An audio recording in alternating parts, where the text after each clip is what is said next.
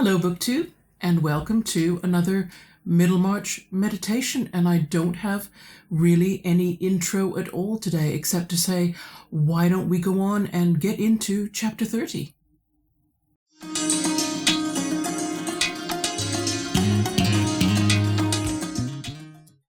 You know, you can tell how hot it has been.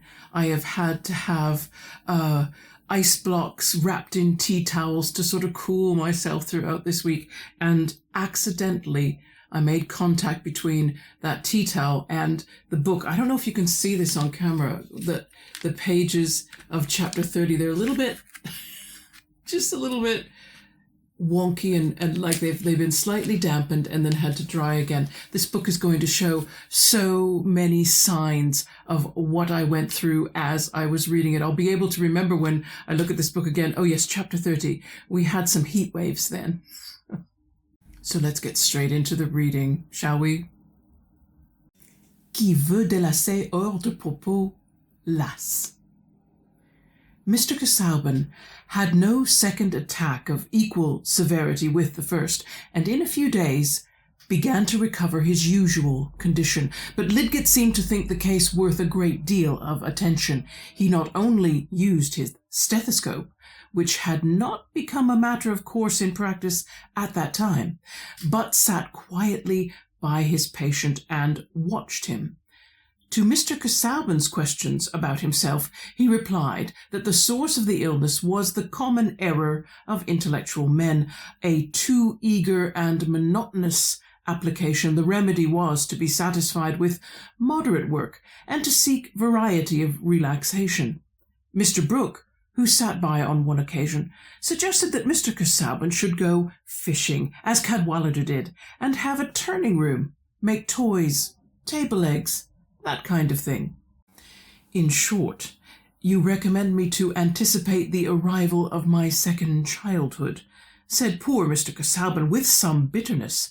These things, he added, looking at Lidgett, would be to me such relaxation as toe-picking is to prisoners in a house of correction. I confess, said Lidgett, smiling, amusement is rather an unsatisfactory prescription. It is something like telling people to keep up their spirits. Perhaps I had better say that you must submit to be mildly bored rather than go on working. Yes, said Mr. Brooke. Get Dorothea to play backgammon with you in the evenings, and shuttlecock. Now, I don't know a finer game than shuttlecock for the daytime. I remember it all the fashion. To be sure, your eyes might not stand that, Casaubon, but you must unbend, you know. Why, you might take to some light study. Conchology. Now, I always think that must be a light study. Or get Dorothea to read you light things, Smollett, Roderick Random, Humphrey Clinker. They are a little broad, but she may read anything now she's married, you know. I remember they made me laugh uncommonly. There's a droll bit about a postillion's breeches. We have no such humour now. I have gone through all these things, but they might be rather new to you. As new as eating thistles would have been an answer to represent Mr. Casaubon's feelings, but he only bowed resignedly, with due respect to his wife's uncle, and observed that doubtless the works he mentioned had served as a resource to a certain order of mind. You see, said the able magistrate to Lidgett, when they were outside the door, Casaubon has been a little narrow. It leaves him rather at a loss when you forbid him his particular work, which I believe is something very deep indeed in the line of research, you know. I would never give way to that. I was always versatile, but a clergyman is tied a little tight. If they would make him a bishop now, he did a very good pamphlet for Peel. He would have more movement then, more show. He might get a little flesh. But I recommend you talk to Mrs. Casaubon. She is clever enough for anything, is my niece. Tell her her husband wants liveliness, diversion. Put her on amusing tactics. Without Mr. Brooke's advice, Lidgett had determined on speaking to Dorothea. She had not been present while her uncle was throwing out his pleasant suggestions as to the mode in which life at Lowick might be enlivened, but she was usually by her husband's side, and the unaffected signs of intense anxiety in her face and voice about whatever touched his mind or health made a drama which Lidgett was inclined to watch. He said to himself that he was only doing right in telling her the truth about her husband's probable future, but he certainly thought also that it would be interesting to talk confidentially with her. A medical man likes to make psychological observations, and sometimes in the pursuit of such studies is too easily tempted into momentous prophecy, which life and death easily set at naught. Lidgett had often been satirical on this gratuitous prediction, and he meant now to be guarded. He asked for Mrs. Casaubon, but being told that she was out walking, he was going away when Dorothea and Celia appeared, both glowing from their struggle with the March wind. When Lidgett begged to speak with her alone, Dorothea opened the library door, which happened to be the nearest, thinking of nothing at the moment but what he might have to say about Mr. Casaubon. It was the first time she had entered this room since her husband had been taken ill, and the servant had chosen not to open the shutters, but there was light enough to read by from the narrow upper panes of the windows. "You will not mind this sombre light," said Dorothea, standing in the middle of the room, "since you forbade books. The library has been out of the question, but Mr. Casaubon will soon be here again, I hope. Is he not making progress?" "Yes, much more rapid progress than I at first expected. Indeed, he is already nearly in his usual state of health." "You do not fear that the illness will return?" said Dorothea, whose quick ear had detected some significance in Lidgett's tone. "Such cases are peculiarly difficult to pronounce upon," said Lidgett. "The only point on which I can be confident is that it will be desirable to be very watchful on Mr. Casaubon's account, lest he should in any way strain his nervous power." "I beseech you to speak quite plainly," said Dorothea, in an imploring tone. "I cannot bear to think that there might be something which I did not know, and which, if I had known it, would have made me act differently." The words came out like a cry. It was evident that they were the voice of some mental experience which lay not very far off. "Sit down," she added, placing herself on the nearest chair and throwing off her bonnet and gloves with an instinctive discarding of formality where a great question of destiny was concerned. "What you say now justifies my own view," said Lidgett. "I think it is one's function as a medical man to hinder regrets of that sort as far as possible. But I beg you to observe that Mr. Casaubon's case is precisely of the kind in which the issue is most difficult to pronounce upon. He may possibly live for 15 years or more, without much worse health than he had hitherto." Dorothea had turned very pale, and when Lidgett paused, she said in a low voice, "You mean if we are very careful?" "Yes. Careful against mental agitation of all kinds and against excessive application." "He would be miserable if he had to give up his work," said Dorothea, with a quick prevision of that wretchedness. "I am aware of that. The only course is to try by all means, direct and indirect, to moderate and vary his occupations. With a happy concurrence of circumstances, there is, as I said, no immediate danger from that affection of the heart, which I believe to have been the cause of his late attack. On the other hand, it is possible that the disease may develop itself more rapidly. It is one of those cases in which death is sometimes sudden. Nothing should be neglected which might be affected by such an issue."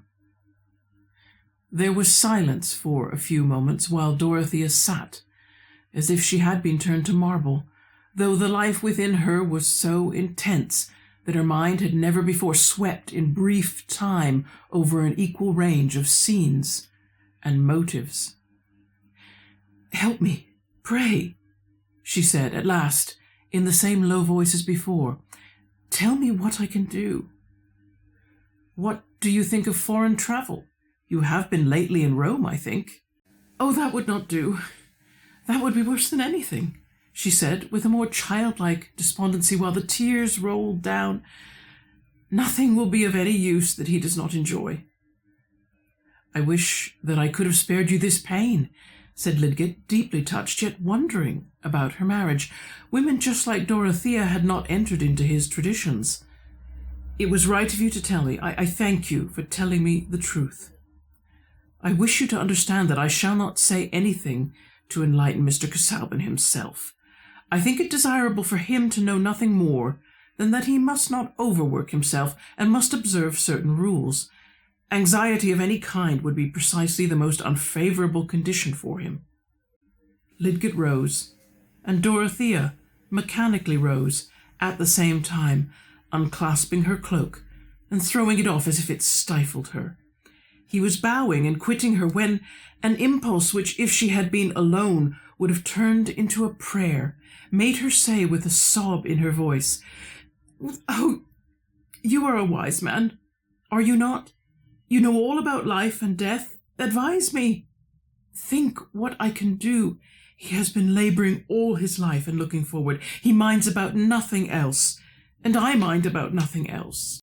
For years after, Lidgett remembered the impression produced in him by this involuntary appeal, this cry from soul to soul, without other consciousness than their moving with kindred natures in the same embroiled medium, the same troublous, fitfully illuminated life. But what could he say now, except that he should see Mr. Casaubon again tomorrow? When he was gone, Dorothea's tears gushed forth and relieved her stifling oppression.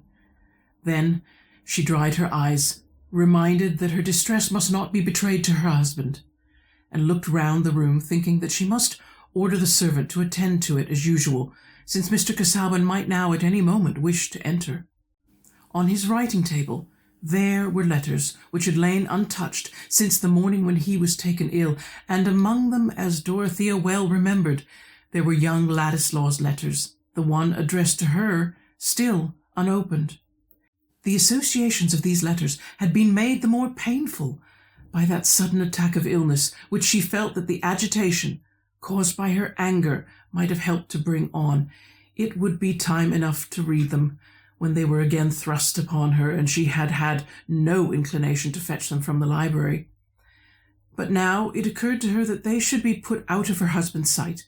Whatever might have been the sources of his annoyance about them, he must, if possible, not be annoyed again.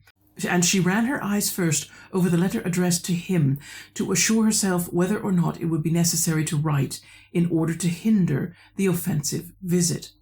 Will wrote from Rome, and began by saying that his obligations to Mr. Casaubon were too deep for all thanks not to seem impertinent. It was plain that if he were not grateful, he must be the poorest-spirited rascal who ever found a generous friend. To expand in wordy thanks would be like saying, "I am honest." But Will had come to perceive that his defects which Mr. Casaubon had himself often pointed to, needed for their correction that more strenuous position which his relative's generosity had hitherto prevented from being inevitable. He trusted that he should make the best return, if return were possible, by showing the effectiveness of the education for which he was indebted, and by ceasing in future to need any diversion towards himself of funds on which others might have a better claim. He was coming to England to try his fortune, as many other young men were obliged to do whose only capital was in their brains. His friend Naumann had desired him to take charge of the dispute, the picture painted for Mr. Casaubon, with whose permission, and Mrs. Casaubon's, Will would convey it to Lowick in person. A letter addressed to the Poste Restante in Paris within the fortnight would hinder him, if necessary, from arriving at an inconvenient moment. He enclosed a letter to Mrs. Casaubon, in which he continued a discussion about art, begun with her in Rome. Opening her own letter, Dorothea saw that it was a lively continuance of his remonstrance with her fanatical sympathy, and her want of sturdy, neutral delight in things as they were, an outpouring of his young vivacity, which it was impossible to read just now. She had immediately to consider what was to be done about the other letter. There was still time, perhaps, to prevent Will from coming to Lowick.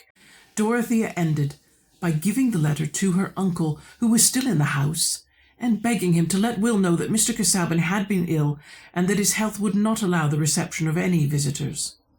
Well, no one was more ready than Mr. Brooke to write a letter. His only difficulty was to write a short one, and his ideas in this case expanded over the 3 large pages and the inward foldings. He had simply said to Dorothea, "To be sure, I will write, my dear. He's a very clever young fellow, this young Ladislaw. I dare say will be a rising young man. It's a good letter, marks his sense of things, you know. However, I will tell him about Casaubon." But the end of Mr. Brooke's pen was a thinking organ, evolving sentences, especially of a benevolent kind, before the rest of his mind could well overtake them.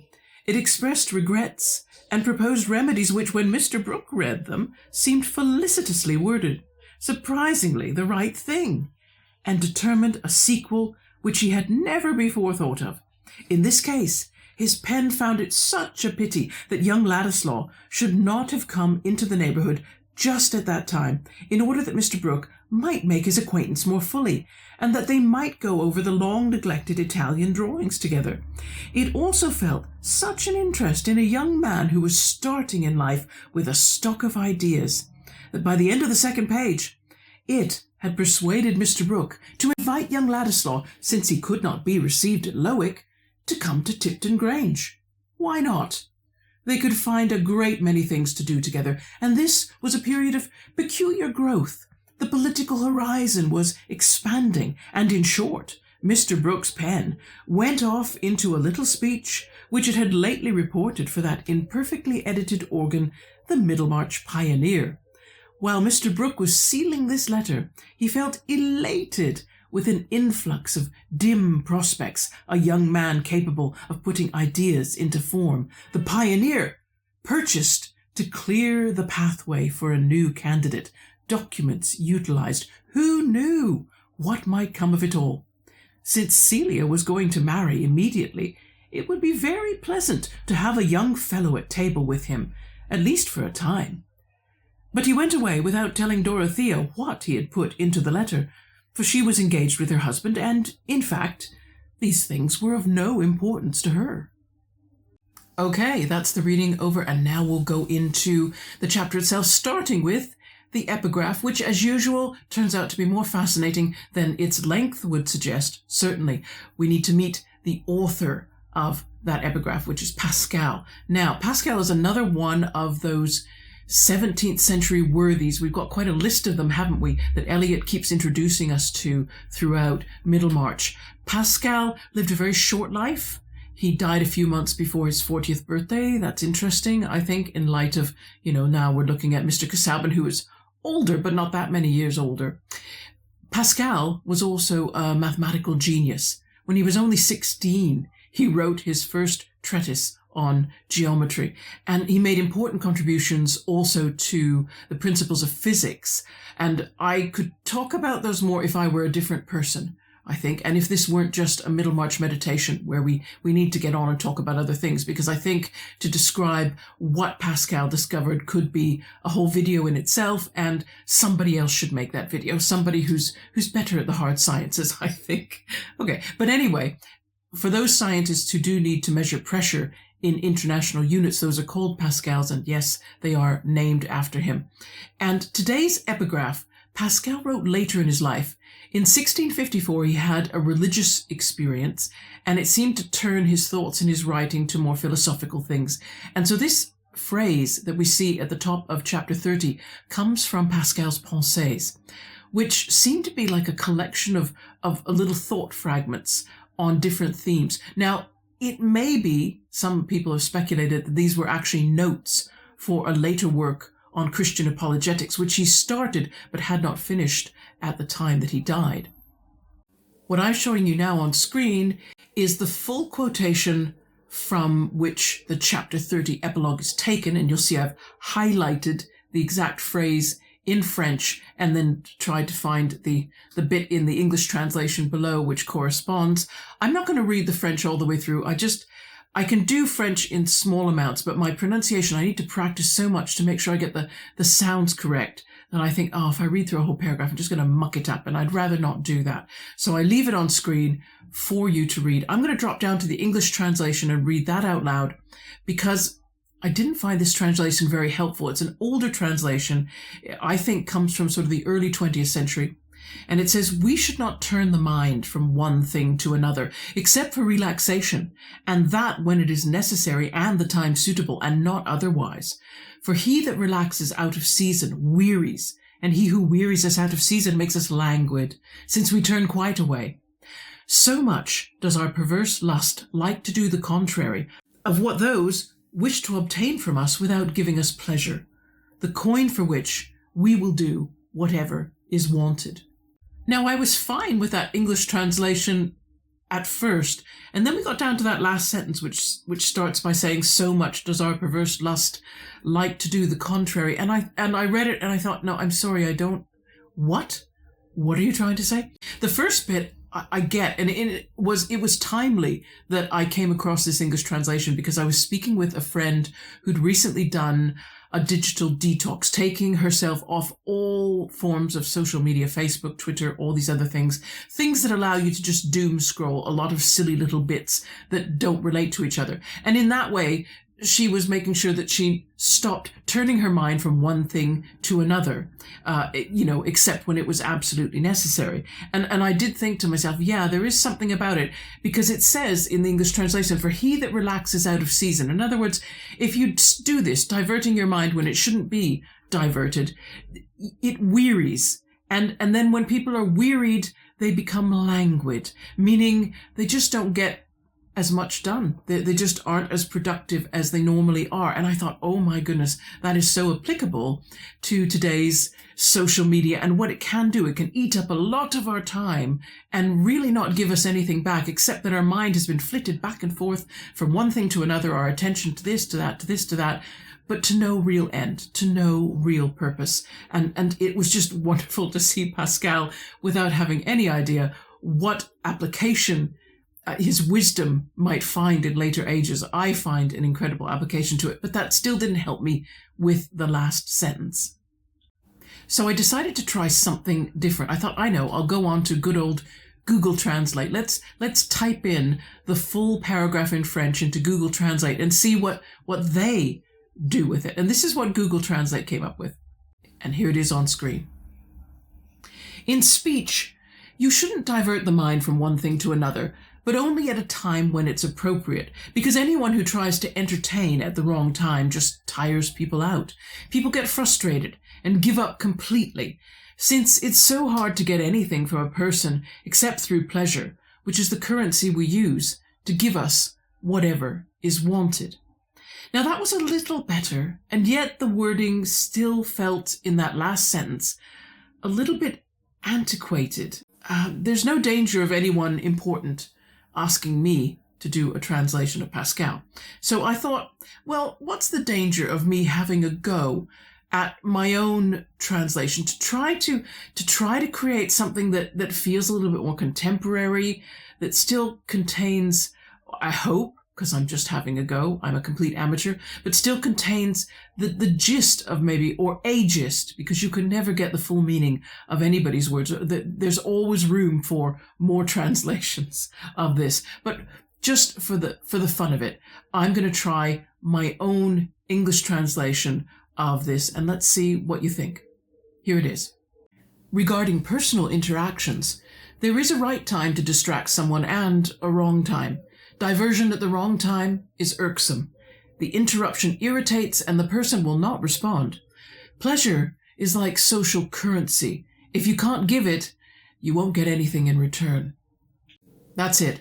I make no claims for this. I say it almost thinking, well, this will motivate people who believe they can do this better. I think of David at Polyglot Reader. I don't know if he's watching the Middlemarch meditations anymore, but if he is, David, by all means, have another go. I mean, I am not putting myself forward as the best translator of the Pensées. But if I could say anything in defense of my version, I felt it applied to the situation with Mr. Casaubon. His attack has interrupted his work, right? And this is interrupting for two reasons. One, his life's work hasn't really produced very much, has it? I mean, he's overdue for publication. We know this, Dorothea knows this.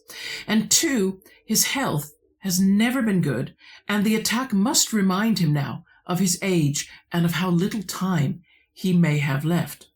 Now, Dr. Lidgett is counseling, now please find some diverting activity to mix in with your studies. Don't just be so focused and single-minded.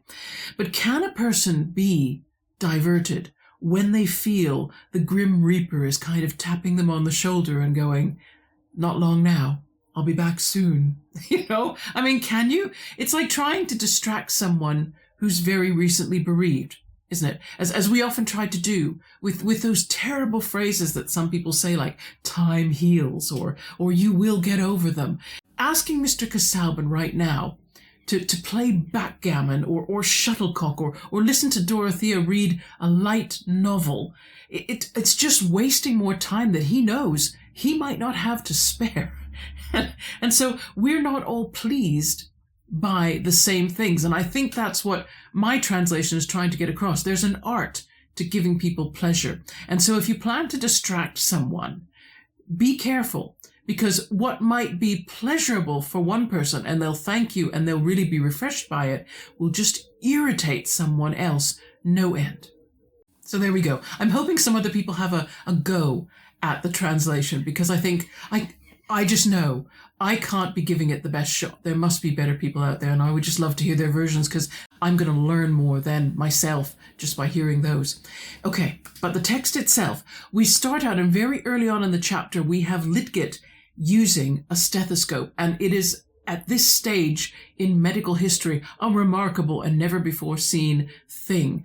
The stethoscope was invented in France about 1816, but it didn't come into use in England by medical professionals until much later. And in fact, you just have the very first mentions of doctors using it in the late 1830s. Let me read you from a lovely web page, which I'm going to put in my description box. It's called Medinews, and it has a whole article on the history of the stethoscope. And it says, in the late 1830s, Dr. John Byrne began using a flexible stethoscope in his work at Westminster Hospital and in private practice.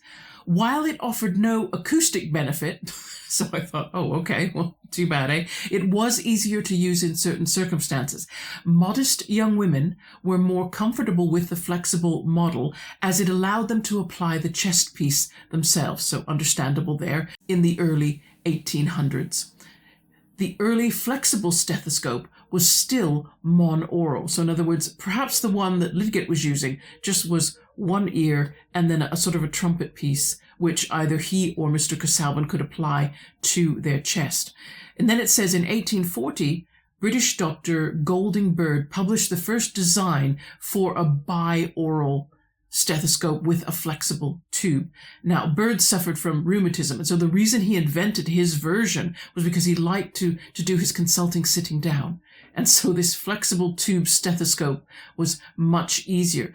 And then we go on, after the treatment is done, then Lidgett is consulting both with Casaubon and Mr. Brooke, who's in the room as it happens, sitting with the patient, and Lidgett advises Casaubon that he needs to think of some diversions. And Mr. Brooke, ever ready with diversions, is he not, has some suggestions. And one of his is shuttlecock, which we might think, what on earth is that? In the UK, people will recognize the word shuttlecock and probably be able to guess.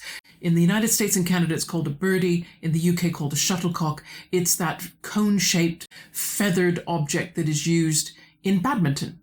And shuttlecock was an early form of badminton, not the earliest, of course, because badminton and shuttlecock and all those forms of games came from China. And that's another link you're going to find in my description box, is to a fantastic video of two men. I'm not sure where in China it was filmed, but they are playing shuttlecock. And of course, they don't have rackets, but they do have a shuttlecock or a birdie, which they are moving with their hands and feet and other parts of their body. And the object of the game, in this case, is just to keep that object moving. It must never touch the ground. And they do this with, it's such an elegant Go watch it. It was so elegant to watch. It was kind of mesmerizing because I thought, how do they do that? How do they make it? How do people that are good at things make those things look so easy? I don't know, but they do. They make me think that I could just get up, be handed a shuttlecock, and voila, except I know that wouldn't be how it would go. So the whole concept of the game of shuttlecock must have traveled its way down the spice route probably, and gradually in Europe a game developed using the same piece, except there were rackets for it as well. And I'm showing you a picture now of a game of shuttlecock being played around the time of Middlemarch. So you can see it was kind of a stationary game. There wasn't a great deal of motion to it. It wasn't a highly athletic game, but the object was the same. The object was the shuttlecock should be moved from person to person to person without touching the ground. Now, I don't know if points were awarded. I don't know the mechanics of the game, but I understand that in some way you had to just pass this little object back and forth without ever dropping it. It was a sedate game, good for ladies to play. It probably didn't involve them having to do any bending or straining or any of those things that really they weren't meant to be doing. They were meant to be moving more carefully as part of the expectations of femininity. Now, I could imagine Celia and Sir James Chetham playing a game of shuttlecock. That wasn't hard, but imagining Dorothea and Mr. Casaubon doing the same, neither of them would have enjoyed that at all, I don't think. But never mind. But even more so, I don't think either of them would have enjoyed the novels of Smollett, which Mr. Brooke also mentions. He mentions Roderick Random and Humphrey Clinker. This is an 18th century novelist, Tobias Smollett.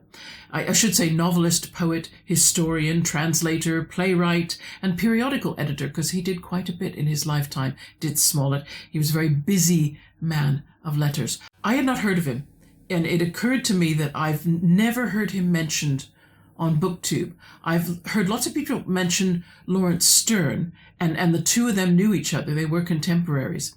Roderick Random and Humphrey Clinker are characters in two Smollett novels, The Adventures of Roderick Random and The Expedition of Humphrey Clinker. They're satirical books, so Wikipedia advises me. They looked into English life in its different aspects at the time, and they relied a lot on scatological humor, right? That's the polite way of saying that Smollett loved jokes that focused on toilet functions or other bawdy associations. So pretty standard comedy fare for that time in the 18th century. But again, I cannot imagine either Casaubon or Dorothea enjoying that at all. But I like how Mr. Brooke phrases it. He says that, yes, the novels are very broad, meaning they go to all kinds of interesting places conceptually. But he said of Dorothea, well, she may read anything now that she's married. I thought that says something about how women were perceived. That is, before they were married, they had to be protected from knowing an awful lot of things. But after they were married, well, the world could open up to them then.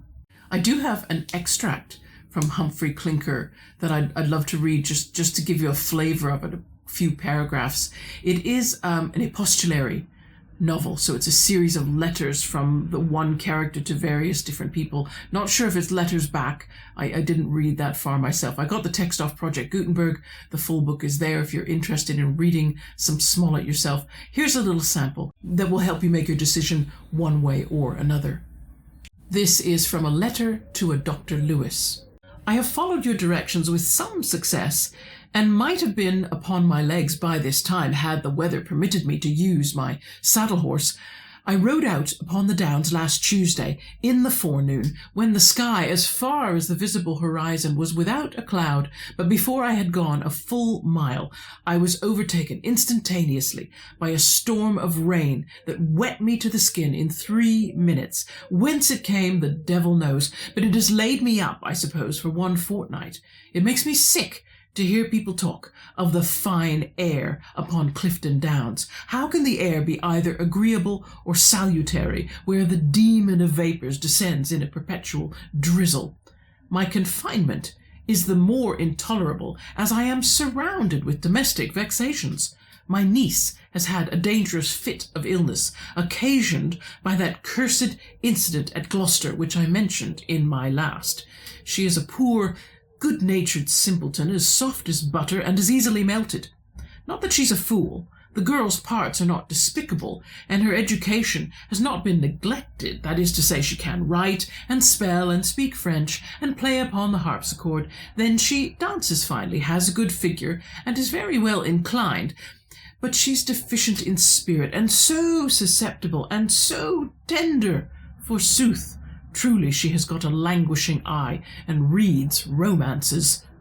Then there's her brother, Squire Jerry, a pert jackanapes full of college petulance and self-conceit, proud as a German count, and as hot and hasty as a Welsh mountaineer. As for that fantastical animal, my sister Tabby, you are no stranger to her qualifications, I vow to God. She is sometimes so intolerable that I almost think she's the devil incarnate, come to torment me for my sins. And yet I am conscious of no sins that ought to entail such family plagues upon me. Why the devil should I not shake off these torments at once? I ain't married to Tabby, thank heaven, nor did I beget the other two. Let them choose another guardian.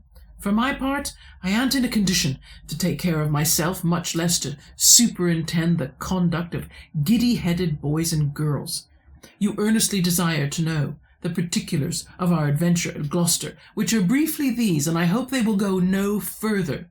Liddy had been so long cooped up in a boarding school, which, next to a nunnery, is the worst kind of seminary that was ever contrived for young women, that she became as inflammable as touchwood, and going to a play in holiday times, death, I'm ashamed to tell you, she fell in love with one of the actors, a handsome young fellow that goes by the name of Wilson. The rascal soon perceived the impression he had made, and managed matters so as to see her at a house where she went to drink tea with her governess. This was the beginning of a correspondence, which they kept up by means of a jade of a milliner, who made and dressed caps for girls at the boarding school. When we arrived at Gloucester, Liddy came to stay at lodgings with her aunt, and Wilson bribed the maid to deliver a letter into her own hands.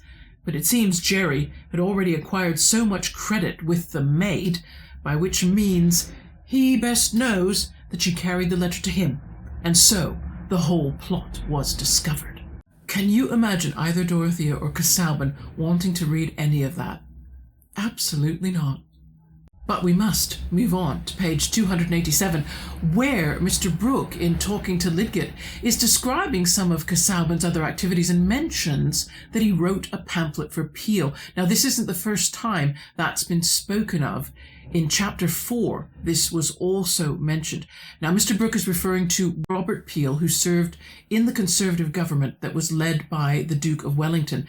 And despite Peel's own very strong Protestant sympathies, and he served as Chief Secretary for Ireland and earned the nickname Orange Peel, right, because of his very pro-Church of Ireland views. And despite all that, he campaigned for Catholic emancipation in England in the 1830s. And Casaubon, it seems, wrote a pamphlet in support of that. And this may be another reason why Casaubon's bishop, his own bishop, either hasn't read it or hasn't commented on that little pamphlet he did about mythology earlier, the one that he dedicated to Carp in error. Many Church of England clergymen were not in favour of emancipation.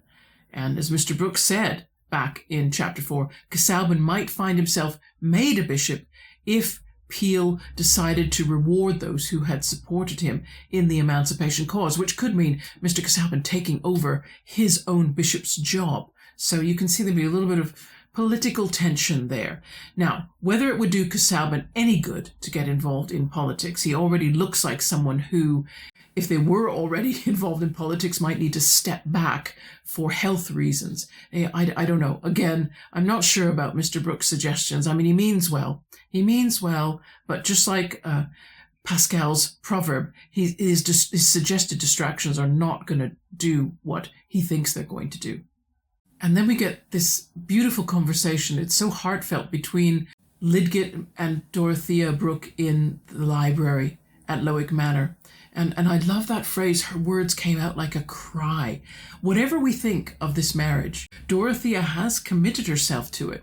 And up to now, she's not really considered that maybe she won't continue to be Mrs. Casaubon for several years going forward. She's young, really, to have to deal with this kind of scenario where you've got someone with a serious illness who could go at any time.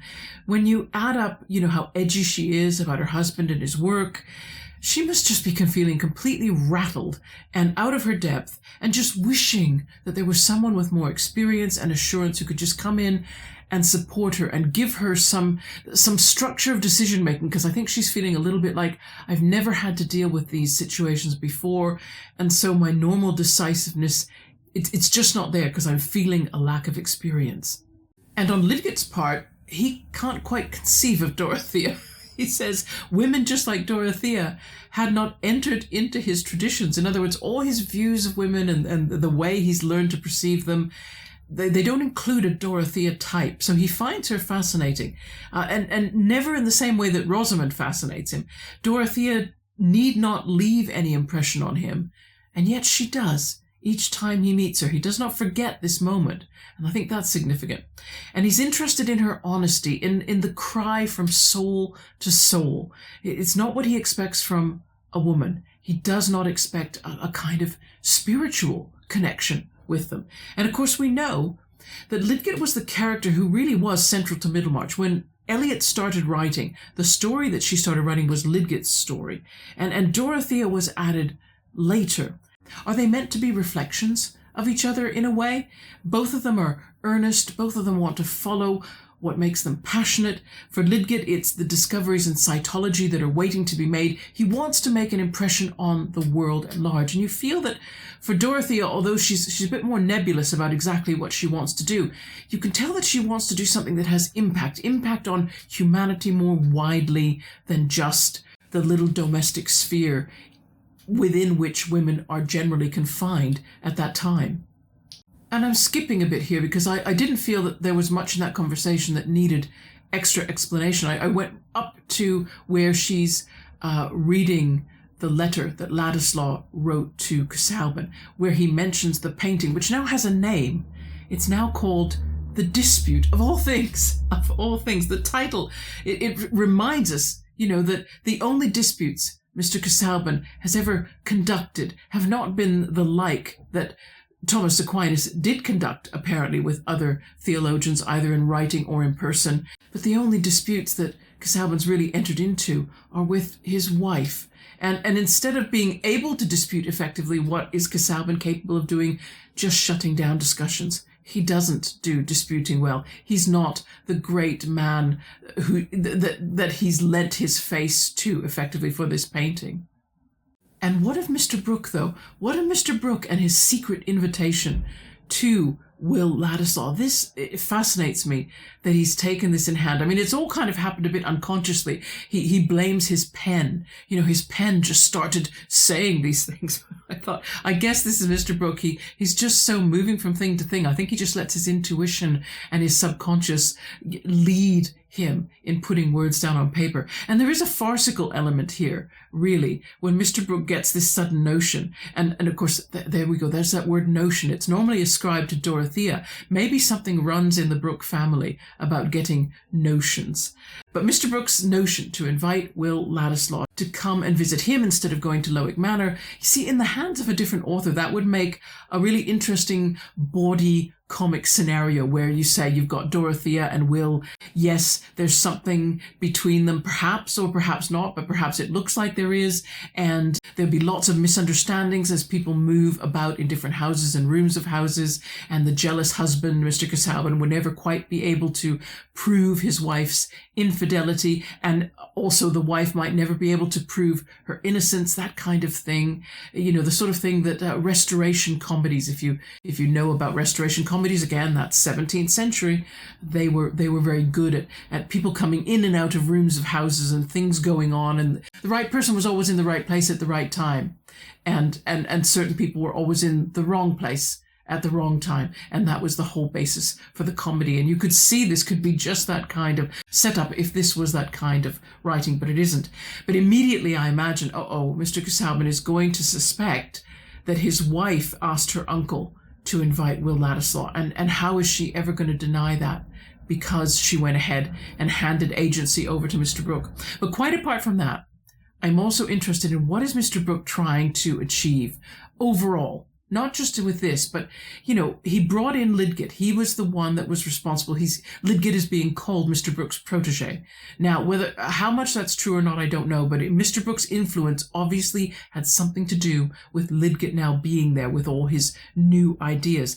And it seems to me that Mr. Brooke has also purchased the local paper, the Middlemarch Pioneer, or he certainly has editorial control over it, because how else can he be having these thoughts of letting Will, with his new voice and his new educated ideas, come and use that paper as a sounding board? He must have sufficient control over it to be able to look forward to that, to plan that.